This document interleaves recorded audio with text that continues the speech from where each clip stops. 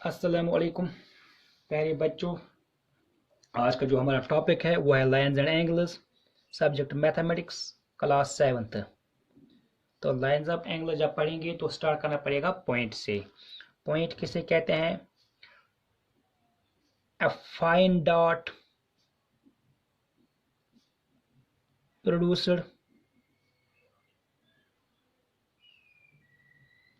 Bye a sharp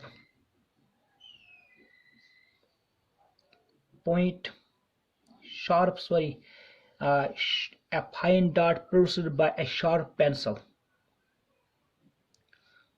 on a paper is called a point। एक छोटा सा dot, fine small dot, जो हम शार्प एज ऑफ पेंसिल से बनाएंगे। शार्प एज, जो हमारे पास पेंसिल होते हैं, पेंसिल की जो शार्प एज होती हैं, उस शार्प एज से हम कोई डॉट यहाँ पर डालेंगे। कहाँ पर? ऐसे। इस डॉट को हम क्या कहते हैं? इसको हम फाइन डॉट को हम पॉइंट कहते हैं। तो ये बन गया पॉइंट, हमारे पास पॉइंट बना कहलाता है। तो इस पॉइंट का हम इट्स लोकलाइज्ड, इसका हम एक नाम देते हैं और उस नाम को हम देंगे हम ए पॉइंट ए। तो ऐसे हम लिख सकते हैं। यहाँ पर मैं कुछ पॉइंट्स डालूंगा। ये हो गया 1 पॉइंट, ये हो गया 2 पॉइंट, 3 पॉइंट, 4 पॉइंट। जो पॉइंट नंबर 1 है उसको हम नाम देंगे पॉइंट ए, यहाँ पर पॉइंट बी, यहाँ पर पॉइंट सी, यहाँ पर पॉइंट डी। यहाँ पर लिखेंगे पॉइंट ए। जो ये वाला कहलाएगा ये कहलाएगा पॉइंट ए, ये कहलाएगा पॉइंट बी, ये कहलाएगा पॉइंट सी, और ये कहलाएगा पॉइंट डी। इसका मतलब है कि हमारे पास एक पेंसिल होगी, उसकी शार्प एज होगी, उस शार्प एज से जो हम डॉट, फाइन डॉट, छोटा सा डॉट बनाएंगे, उस डॉट को हम पॉइंट कहते हैं। अगर हम बहुत सारे पॉइंट्स को एक साथ मिलाएं ऐसे, यहाँ पर 1 पॉइंट, 2 पॉइंट, तीसरा, चौथा, पांचवा, छठा, सातवां, आठवां, 9, 10, 11, 12, 13, 14, तो कितने पॉइंट्स बना दिए मैंने? बहुत सारे पॉइंट्स को मैंने एक साथ मिलाया, एक नई चीज बन गई। अगर ये पॉइंट्स हम कंटिन्यूसली डालते रहें, इसका या इस साइड में भी कोई एंड न हो, इस साइड में भी कोई एंड न हो, या ऐसे भी हम पॉइंट्स डाल सकते हैं, ऐसे ऐसे।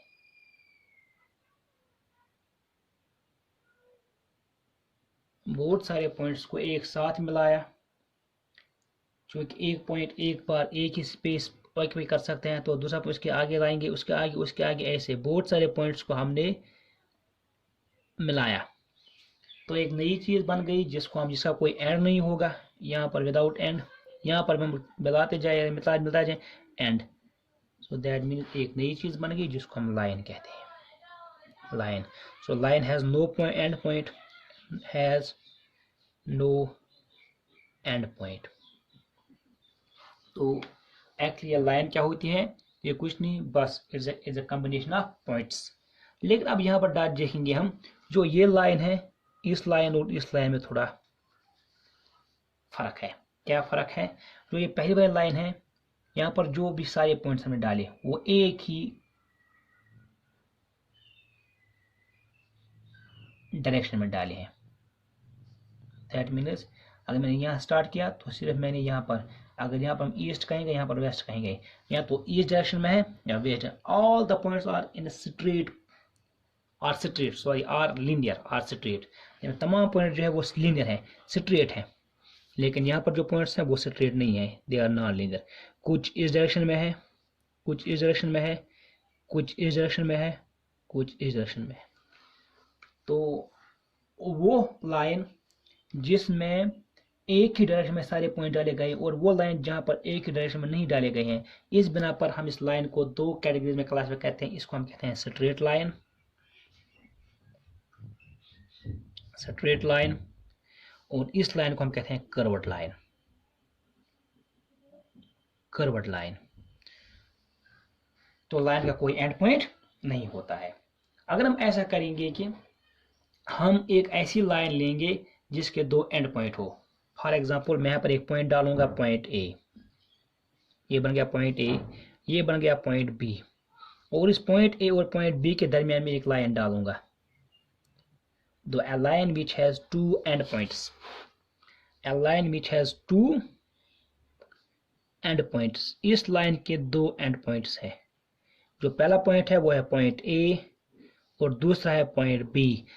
पॉइंट ए से स्टार्ट होती है लाइन और पॉइंट बी पे खत्म होती है, न पॉइंट बी से आगे जा सकती है न पॉइंट ए से पीछे जा सकती है। ऐसी लाइन को हम लाइन सेगमेंट कहते हैं। It is called line segment. इसका मतलब जो लाइन सेगमेंट है, लाइन सेगमेंट का मतलब a line which has two endpoints, a line that has